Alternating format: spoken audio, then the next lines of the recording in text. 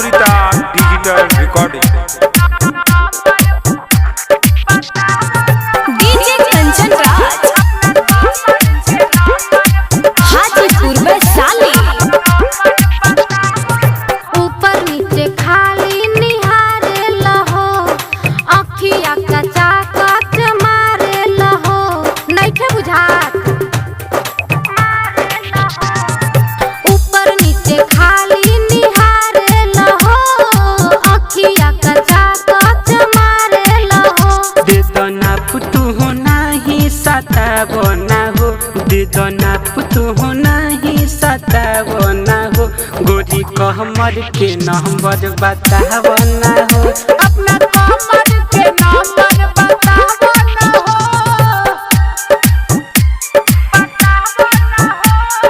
DJ Kanchan Raj Hajipur Vaishali.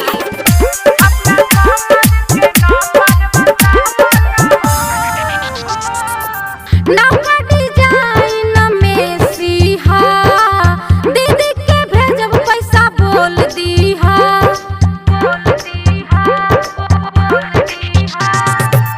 लेबे खातिर तू अकेले आई हा, दे दे हम चुपे जानो ले ले जई हा।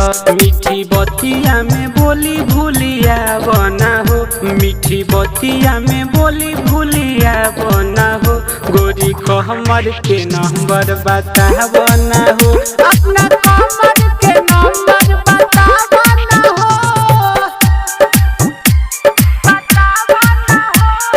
डीजे कंचन राज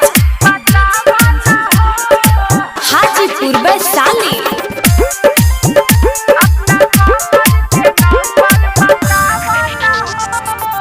मट्टू पे दर्दी मानिस देर होता, जाएगा घरे अंधेर होता।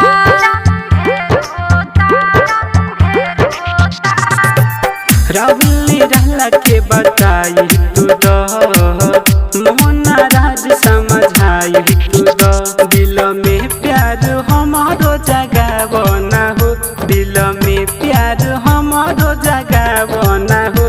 अपना कहमर के नंबर बतावो ना हो, गोरी कहमर